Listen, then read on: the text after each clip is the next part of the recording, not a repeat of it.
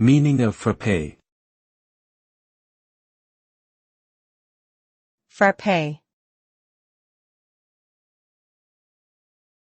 Frappé. Frappé.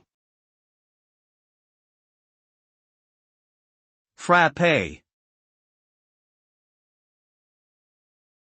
The term frappé is French in origin and typically refers to a chilled beverage, often coffee or a cocktail, that has been shaken or blended with ice until frothy. The method of preparation usually involves combining ingredients like coffee, milk, sugar, and ice in a cocktail shaker or blender, then shaking or blending until the mixture becomes frothy and chilled. The resulting beverage is refreshing and often served in a tall glass with a straw. Overall, frappé can be enjoyed as a refreshing and frothy drink option on warmer days.